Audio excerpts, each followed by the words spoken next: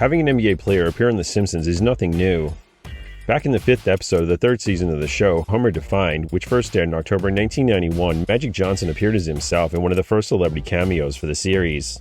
In the installment, Homer saves the local power plant by accident, for which he gets a congratulatory phone call from Magic. Homer, I just used our last time out to call and congratulate you on averting that nuclear holocaust. In the years since, a number of other NBA players have appeared on the show, such as LeBron James and Yao Ming, who both starred in the 8th episode of the 16th season, Homer and Ned's Hail Mary Pass, which originally aired in February 2005. In the installment, numerous high-profile athletes hire Homer to design celebration dances for them after a clip of him dancing goes viral. Homer, this is LeBron James. The fans love my dunks, but they hate my dancing.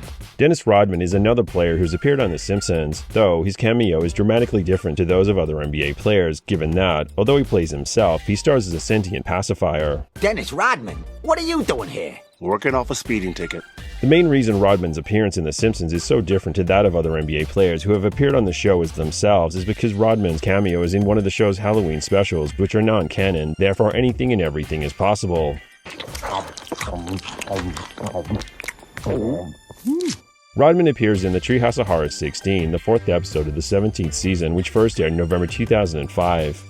The third and final segment, I've Grown a Costume on Your Face, is a parody of the 1964 episode of The Twilight Zone, The Masks, when a dying millionaire gets his greedy relatives to wear grotesque masks that reflect their true personalities.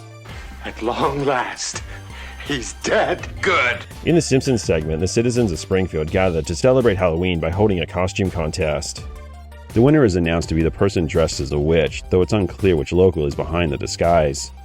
The woman reveals that she's not actually wearing a costume and that she is in fact a real witch. Consequently, she's immediately disqualified and her prize is taken away. In revenge, she turns every Springfield citizen into real-life incarnations of what they're dressed as. Given that Lisa is dressed as genius Albert Einstein, she tries to work out how to reverse the spell, but struggles, leading the town to fall into chaos. However, Lisa eventually realizes that Maggie is now a real witch and should be able to reverse the spell. The town citizens gather at the Simpsons' house, but there's a problem.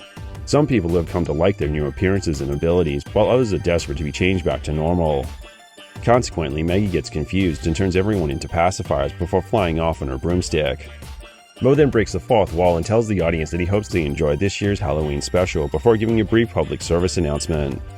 And it's now that Rodman makes his strange appearance as the Hall of Famer, who is also a pacifier, comes into frame to deliver his own PSA.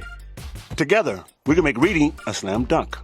Ultimately, although Rodman's cameo is brief, his delivery, combined with his willingness to make fun of himself, illustrates that his failed acting career, which effectively came to an end with the box office bombs Double Team in 1997 and the 1999 film Simon Says, was perhaps premature, as he can act and definitely has a presence on screen, even when he's a cartoon.